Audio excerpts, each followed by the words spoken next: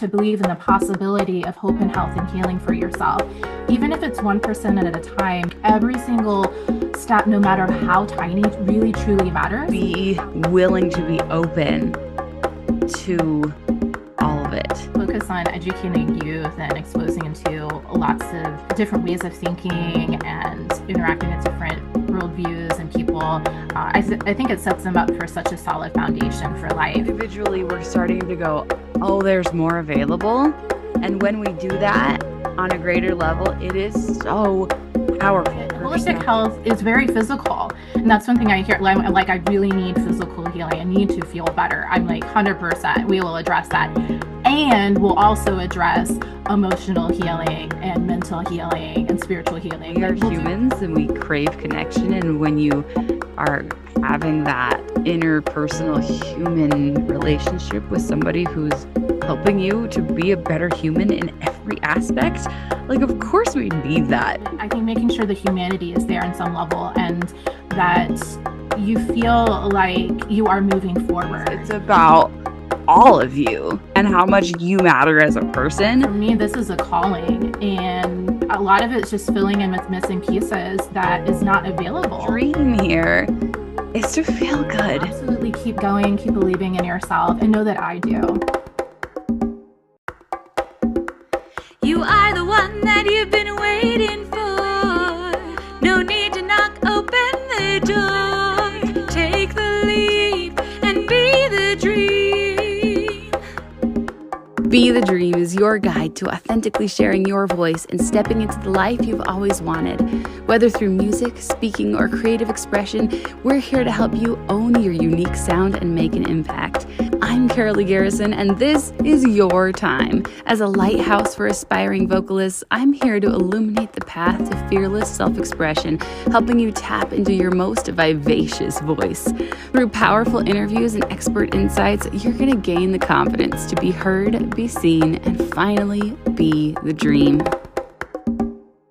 Hello, how are you? Thank you for being here for the Be the Dream podcast. I hope that you're having such a great day and that, I don't know, whether you're listening to this at the beginning of your day or in the middle or the end, that things are going really great. Today I'm really thrilled to introduce our guest as we talk about all things health, which I really feel like isn't all of our dream to be healthy. And I've been sick for literally like 2 whole months. So this episode comes at just the most perfect time for me personally, because my dream is literally right now to like finally feel good in my body. If you can hear my voice right now, I'm like, how am I sick again? And I talk about it a little bit in this episode, but I had like a sinus infection for like 6 weeks and at the very beginning of this, and I'm going to get like ridiculously personal here, and if you're like, ew, TMI, I'm sorry, but it does help to know where I'm coming from in this interview. And I feel like maybe we all have these streaks of like illness where it's like, what is going on with me? So I got really sick and I went to the doctor, and I got a test for COVID and a test for the flu, and they were both negative, and it was like, all right, we'll go home and just rest and do all the things. So I was trying to do all the things, and I just kept being sick forever, it felt like, until I finally just couldn't take it anymore. And I was like, I'm just not getting any better. I'm like actually getting worse. So I went back to the doctor and got put on antibiotics, and then I very, very quickly remembered why I can't stand antibiotics and haven't been on them for years, because I immediately got this very awful yeast infection that was just killer. And it was kind of over the weekend, and I was like, I don't want to deal with this. I want to see if I can take care of it naturally. And then I ended up having to go to urgent care, and that sort of took the edge of it. Anyways, and now I have another like sinus infection. And so anyways, my point being that our guest today, Whitney Erwin, is an international holistic health and Ayurvedic practitioner, clinical herbalist, and speaker. And she's so incredible. And the reason I'm telling you my whole like list of garbage things is because it was just so amazing to me to talk to her and be able to see how powerful her perspective on health and medicine is compared to what I experienced in going back and forth to the doctor all these times over the last couple of months, where it was literally like, oh, you have a yeast infection. Well, here's a pill, bye. Didn't want to look at me, didn't want to hear about it at all, didn't want to, there was no, it was just yep, you checked a couple boxes, take a pill and leave. There was no personal connection there at all. And the same thing was kind of true with every kind of step of this process. And so listening to Whitney talk about how she, really gets to know her clients and how important that personal connection is with every single person that she works with, and how that's part of, that holistic health. It's just absolutely mind-blowingly incredible to me. And I hope that you can hear that in this interview. So Whitney, she's also an avid yogi, a world traveler, a free spirit, and a nature lover. She's the owner of Four Seasons Harmony, Holistic Health, Healing, and Ayurveda, which is a women's healthcare practice that she founded in 2015. She loves to apply holistic health and natural medicines to help women reduce pain, restore balance and vibrant energy, and live a long, healthy life. Her healing practice is trauma-informed and compassionate, which has been supported by over 24 years of yoga studies and advanced certifications.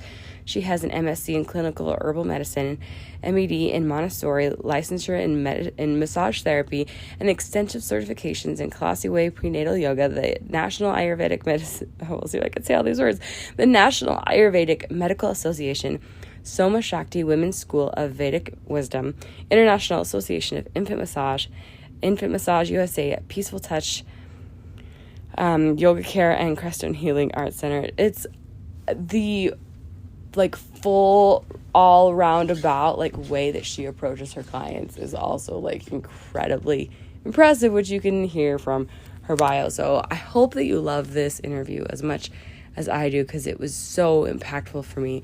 And let's just dive in. Hi, Whitney. I'm so excited to have you here today. Thank you so much for being here.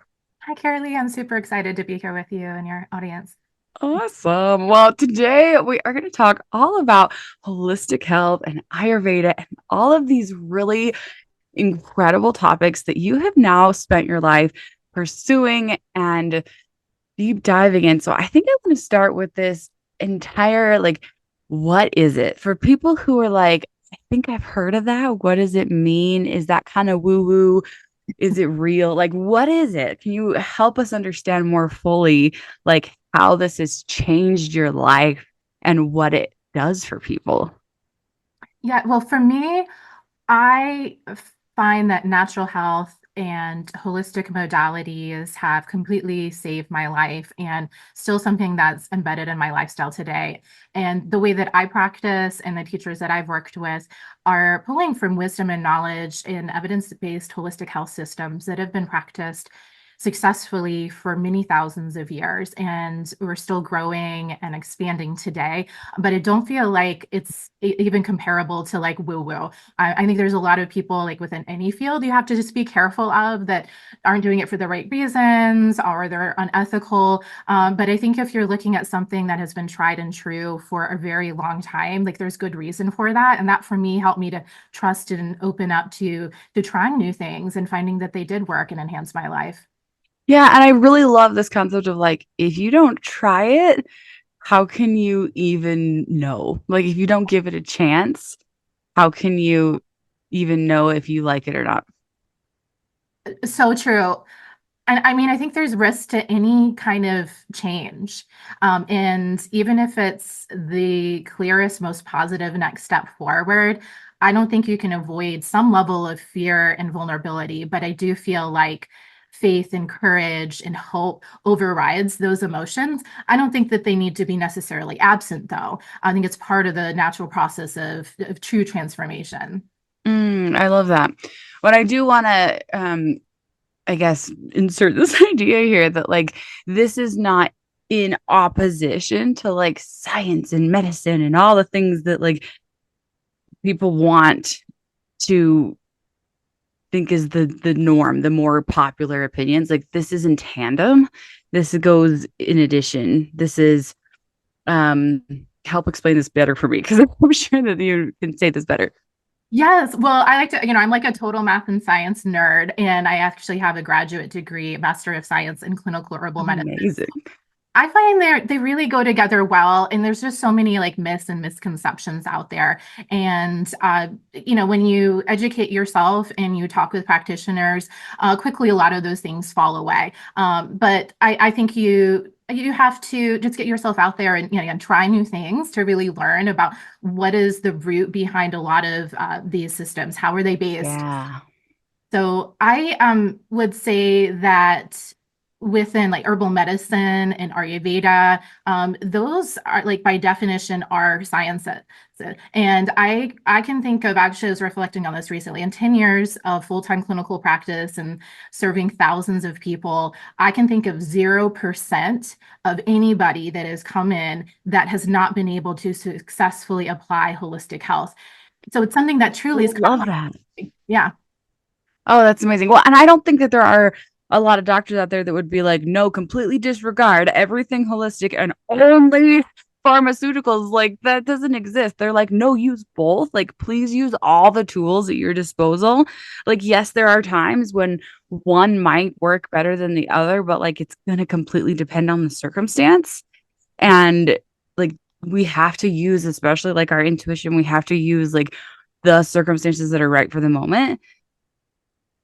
I don't know. Please speak to that for Yes, I think that integrative health is increasingly a very hot topic, and that's been yes. a core part of my practice since day one. And that trend is only continually increasing. And so I think we have to like understand, okay, what does that mean? We throw around these terms like functional medicine, holistic health. Well, integrative medicine means respecting every single field of health and healing that exists, and not like better or worse than, but offering different scopes of practice, and that they can be combined together in a holistic treatment plan for each person's completely unique health and wellness needs, so they can achieve long-lasting transformational healing results. So I refer out all the time to many other practitioners and doctors. Don't hesitate to do that. I get tons of referrals from doctors and counselors and clinicians, and we realize that we specialize in different things, and it can take a lifetime to study what I practice. And so I'm here to help my people save a lot of time and energy, so you can go further faster. You don't have to go to graduate school. And likewise, I see that in other professionals. So I think it's just a healthy and mature consciousness to realize that working together as a team and creating a village of healthcare professionals just makes a lot of sense and helps you feel better and heal more efficiently and faster. This is so powerful, like getting the full approach. And I feel like this is a topic that we've touched on in so many different ways in this podcast of like the multifaceted approach of like, take a look at all the things. Don't get stuck in one path and use the approach that works for the moment, and be willing to be open to all of it. I love that. Will you talk for a minute about what is Ayurveda and how does that fit in to this grand scope of healthcare? Yes, one of my favorite topics. And Ayurveda literally translates in the Sanskrit language where it originates in India to the science of life and longevity. And so by definition, I think it's a healing wellness science. It is often referred to as the sister science of yoga. And so they definitely complement each other, although they're different and unique.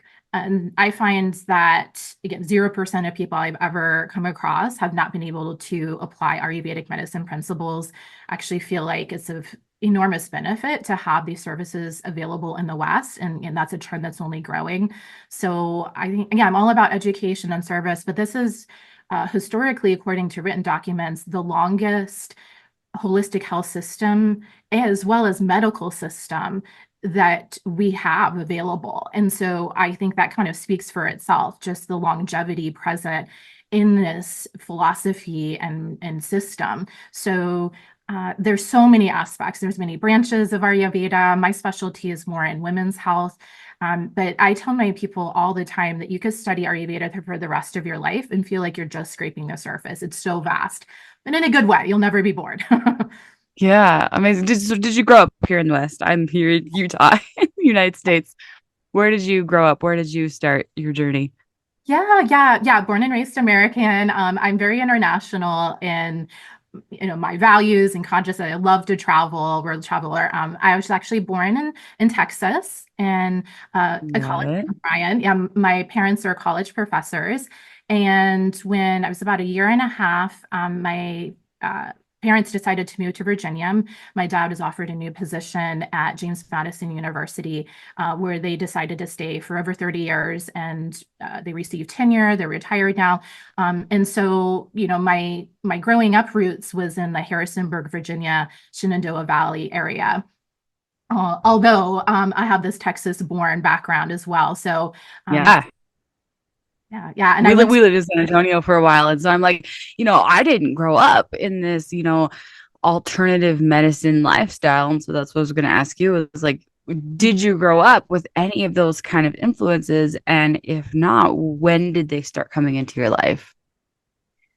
Yes. Yeah. Great question. So I would say, I've unpacked this so much because I've done a lot of generational healing, like of my lineage. And I can, relate to stories of my great grandmother and great great grandmother in a Transylvanian tradition in Eastern Europe on my maternal lineage side that had herbal medicine access. They would grow their own food and medicines. They would create things with their hands for hours every day. And my grandmother would tell me a lot of these stories. And I feel like there was a break though. And that's something that I've come to understand has been more of a collective trend that happened around the 1920s. There's a lot of things Yeah. that a lot of things were banned or forced underground. And so, overall, as I was growing up, I grew up in a kind, compassionate family with like good values. I think that's very holistic in nature and looking at the interrelatedness of mind, body, and spirit. But like no herbal medicine, no Ayurveda. Those are things that I really gravitated to and found on my own journey once I was older, like as a teenager. I would say big turning point was working with native plants and then traveling and working on organic farms internationally for several years and just feeling so vital and healthy. And I was like, I consider myself a high energy person, but like my energy just started to really blossom. I felt so much of a deepening of connection with myself. I was meeting people. I was learning foreign languages. It was just a really beautiful growth era. And I just started to open my consciousness to like many ways of living and living in different countries with different perspectives and daily routines, and seeing holistic health like really embedded in a lot of cultural practices internationally, not really being separate from. And so I'm definitely a jet setter. Like I definitely did a lot of things very differently than my family. And after I did that kind of on my own, just going out on my own for a long time, and then also struggling with my health a lot and really needing very deep, like, clinical life-saving support several times, and then not finding that with conventional care, and then eventually finding that with holistic medicine. There's just so many threads there that so clearly led me to the path that I've been living and maintaining like for, gosh, over 15 years now. And now my family's paying more attention, I found. And, I'm like asking me things, and people consider me an expert now in what I do. I think we're always learning, and everything I do is with a lot of humility. I will never settle and say like there isn't more to learn. On the contrary, I'm always studying and reading and connecting and taking courses. But now it's a different place where I feel like I have more impact, and it's this generational healing that I see. Oh, I love it. I feel like collectively our perspective is starting to grow. And it's because individually our perspective is growing. Individually, we're starting to go, oh, there's more available. And when we do that on a greater level, it is so powerful. Perspective is really everything. And as we grow up, when we're kids, it's like we are kind of stuck in the perspective of our familial households. It's like, here's what is. Here's what your parents know. Here is what is available to you. And you just kind of have to live in that environment. But then as you have the opportunity to expand, and I, as a parent myself, I try to like be like, okay, there's more available. Here's what we can show you. But, as a parent, we have a limited capacity to show our kids the world, right? We can only do what we can do. And so it's it's growing our perspective and saying there is more out there. There's so much more and it's amazing. It can feel a little scary, but actually it's incredible and amazing. And I love how you're saying that even now with 15 years experience, you're going, no, there's still more. There's still more out there. There's still more I get to learn. I still get to grow and become and expand. Yeah, I respect that so much of how you're consciously parenting. And I also have a background in child education. I think it makes such a big difference. Like if we can focus on educating youth and exposing into lots of different ways of thinking and interacting with different worldviews and people, I think it sets them up for such a solid foundation for life. And I think for me, just this lifelong love of learning that never has stopped ever. And then finding that passion, I can really focus more on holistic health. Like I probably would have changed what I'm doing a long time ago if I still wasn't completely fascinated all of the time. I'm just that kind of person that loves to be like engaged. I love that. Yeah, truly never bored. Oh, that's amazing. So what's your current like interest, passion? Like what's really lighting you up right now? Oh, prenatal yoga. I love that. Yeah, you have all these certifications and like infant massage. Ooh, that's so cool. Like what got you into that initially? Yes. Okay. Well, this is actually a interesting stories. When I was in a training at Crestone Healing Arts Center, that's where I got my licensure for massage therapy, including acupressure, shiatsu, prenatal massage, reflexology, let's see, stretching. I And have to say, I just love how that's all tied into the holistic health because it's not maybe initially what we would think of. Mhm. Um, I think of like definitely, eating healthy and I don't know, that kind of thing. But when you think of like it's a whole body experience, like it is your whole body. It is movement and yoga and um but it's also the muscles. And then it's like, oh yeah, of course, massage goes hand in hand. Anyways, that's my thought. I was like, yes, of course. Totally. Yeah. And that's a nice, I tell all my people I like get more massages like clinically and they love that. It's like, and they always do better. It always helps to increase their healthcare outcomes. I think holistic health is very physical. And that's one thing I hear. Like, I really need physical healing. I need to feel better. I'm like 100%. We will address that. And we'll also address emotional healing and mental healing and spiritual healing. Like we'll do it all together. So it's not just Yeah. healing. And what a juxtaposition to our very common, medical practice where it's so hands off. Like you go see the doctor and it's like, only if I really, really, really have to will I ever come near you or touch you or Yes, and yeah, people do different things in specialties, but like I like to be like the self-care person where it's like you look forward to coming to see me, you feel better afterward, you have more tools and knowledge.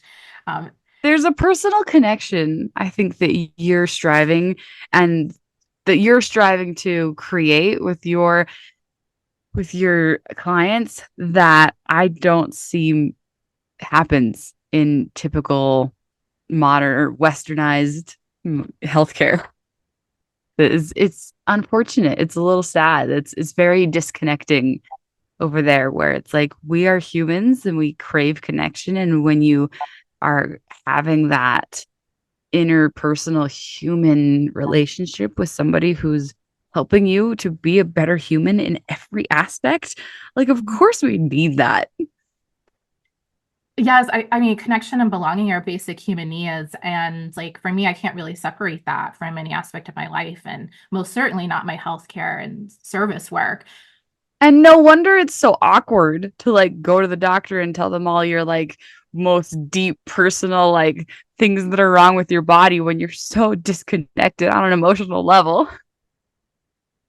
Yes, yeah. I mean, I'll train some of my women. Sometimes we're going in and out for like a specialist appointment. I'm like, write your questions down, get things down, because a lot of times, like people really do shut down or don't open up with complete strangers. And so for me, I spend a lot of time at the very beginning, like getting to know them, building trust and connection, because that really helps accelerate their healing process. And I mean, I say the more details, the better. That helps me serve you. I understand what you've done before. I know about your health history. Like I take the time to listen.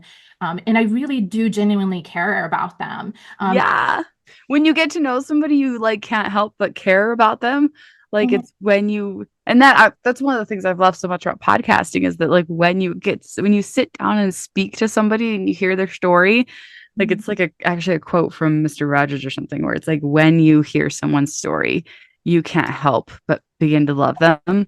And that's mhm. the same thing in healthcare. It's like, how come we've never applied that before? Why is it that you go to the doctor and it's like you get 10 seconds to list off some symptoms and then they shut you down and give you a prescription and you leave? Like, and we're not sitting here going, wait, there's something wrong with that. Yeah, I think that, counseling is something that I think has been helpful to change the whole culture, where that's more considered like a basic needed healthcare service. And my perspective, I mean, my women, they're like, yeah, it's 1-to-1. This is something I really need. This is not like an extra thing or a luxury, especially with things that haven't been resolved yet. They're still really struggling with, and it might be holding them back. You know, Mm, that's like it's cyclical hormonal migraines and how debilitating, so much pain, and like nobody's helped her. And so I think that, yeah, there's so many different models, but I think making sure the humanity is there on some level, and that you feel like you are moving forward, that you have many choices available. It's never my job to make those choices for any of my women, but it's definitely my responsibility to give them more choices, and then they can choose what feels best for them. it's so beautiful. So I was getting off topic, probably because I just had a whole, I had a medical experience. So been what's on my mind is where I had this like 6 week sinus infection, and then I had antibiotics, and then the antibiotics gave me this really terrible yeast infection where I was like, I'm just dying. I wish I had never taken the stupid antibiotics in the first place. And then I was so desperate that I went to like urgent care on a Sunday night to get this because I tried everything I could think of to get rid of this yeast infection. And then urgent care was all these men who were like, just here's meds, go away. I don't want to deal with your womanly. Yeah. And it's just that energy of like, oh, that sucks for you. Go away. Here's a prescription.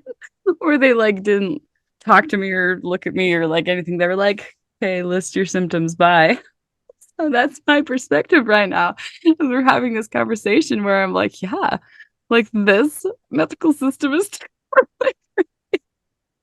I like can't relate. I'm so sorry you went through that. And I wish it was an isolated story, but I hear about those things all the time. yeah, It's like not my practice. It's not okay. Yeah. right. Like women, especially, like we need that, like the interpersonal care of like actually we matter and our pain matters. And like my poor husband who cares so much is like has no idea how to relate to that. And like, no, it's as women, we need that care. We need, and I know men do too, but Yeah. just women, we need it. Like we need to be able to look into someone's eyes and be like, you actually matter and your pain matters. Mhm. And there is someone who actually understands, who's not just going to be like, oh, that really sucks. Here's a piece of paper for you buy. Yeah. And I think it goes back to the responsibility of working with health. To me, it's a very sacred and humble responsibility that I take very seriously. I And I love that word. say, I love that word. Like that is the epitome of like what you are doing with medicine is you're like I'm making it sacred again because your body is sacred and it deserves to be treated as such. mhm. And Western medicine is kind of like taking all that out of it. But you're like, wait, no, actually, it is sacred. And I'm here to treat it like that. Yeah, I think that's how I view that. Like before anybody comes in, you're already sacred, in that for me is something to really respect and appreciate. Yeah, be completely blown away by and humbled by. So yeah, just like this, like horrifying that you felt that way. I think I that was not planning on talking about that in this that's okay. episode, but I love, yeah, I love how holistic, like, and how important that is. Like it's not just about like list off some things, it's about all of you Mhm. and how much you matter as a person. And we need that in medicine. We need your services. We need what you do. And we need, like, I love that you're bringing this to the world. Yeah, I mean, it's definitely not an easy path at all. I mean, I would have done a lot of other things for like money or security. But for me, it's not about that. Like, that's just a side note. Like, of course, we all need safety and stability, right?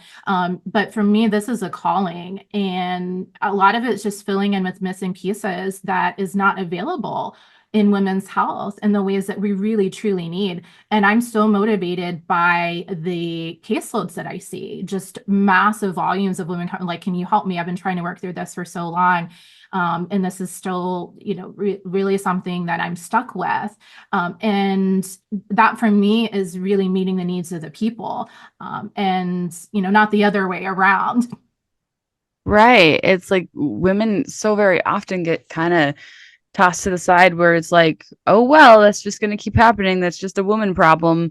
Like, just keep being in pain forever. Like, we don't know. We've never really studied the female body. like, Yeah, and you, health is complex. That I think, like every single field, I always look for the commonality, how we can bridge and work together. But I think for everybody, it's acknowledging like what you do well, and then when there are limits, and where there are limits, I feel like that's when we need to broaden our circle and connect and refer out. And again, people are blown away by how many referrals I make, and some are just like falling off their chair with like, wow, this woman like really will work across lines and refer me to other practitioners that I trust, and that I've done a lot of the back work too, where like I've vetted a lot of the ethics of practitioners before they might waste a lot of time and energy, or have hurt feelings about how they were treated. So I like to avoid all of that for them. But we have a history of women being left out of medical research because of how variable our hormones are. And I think that's really coming to the forefront now. Hormonal health is also taking off. It wasn't 10 years ago. And that was like the case. It was like, nobody's really talking about it. And it is a complex issue. We can't minimize it and say it's simple. But in my opinion, we need research that includes women, because we do have hormones and this is how we tick. And so we have to take that into account for the best treatment. Mhm. I love it. Okay, so as we end, I really want to paint this picture, Mhm. or I want you to paint this picture. You are the expert and not me. Of, the dream here is to feel good in our bodies. And so I want you to paint this picture of hope, of like, this is possible. So please do that. Like, tell us that like it's all going to be okay, and that you have these tools that are going to help us to feel better. Yes, and that's something I truly believe from the inside out, from my own personal experience, and also seeing that replicated again for thousands of people. So as so many women come in like hopeless, or I think that there's nothing left. It might be like their last shred of hope. And I feel like if you don't believe that's possible anymore, to surround yourself with people that do, like, as a first step. And also to allow in new consciousness, like anything that's uplifting and supportive and inspiring. And so that you truly start to believe in the possibility of hope and health and healing for yourself. Even if it's 1% at a time, like we want that to be slow, steady, sustainable. Like every single step, no matter how tiny, really truly matters. But I can tell you, like, I've walked through fire with so many of my women, and on the other side of that, they have let go of generational patterns, like chronic pain patterns and things that they thought would never go away or shift. And once they felt like this opening on the other side of a lot of that, even if it's still there in just a different way, where they're like, they feel like they've gotten so much progress. There's something in their eyes, you can tell, where they have been through something, they've overcome a challenge, and that grit and determination really stays with them. So I totally believe that's possible for any person, and absolutely keep going, keep believing in yourself, and know that I do. Yay. Amazing. All right. Tell us, where's your home base, and or do you do online consults? Yes, I mostly do virtual consulting at this point, nationally and internationally. My home base is in Western Virginia, in the wilderness, and I do private retreats. So you can find me on my website, fourseasonsharmony.com. It's probably the best place to get connected and learn more about each other. Amazing. Can we follow you on social media somewhere? Yes, I am the most active on Instagram. My account is Whitney_4seasonsharmony. Everything is cross-shared with Facebook. You can find me there as well. And very recently, YouTube as well. We recently launched a channel, and that is growing. Awesome. Thank you so much. This has been amazing. I'm so excited for more people to find health and harmony and healing and happiness. My sincere pleasure. Thank you so much for your time and support. I appreciate you. Thank you. Thank you for joining me for this episode of the Be the Dream podcast. In the show notes, you're going to find links to be a guest on the show, the free Jumpstart Journal, and a place to book your free 15-minute one-on-one coaching call where I will guide you on how to step more fully into your dream. Don't forget to share this episode with a friend. Let them know that you're thinking about them, and let's share inspiration with as many people as we can. We could all use a little more motivation. See you next time, and until then, remember to be the dream.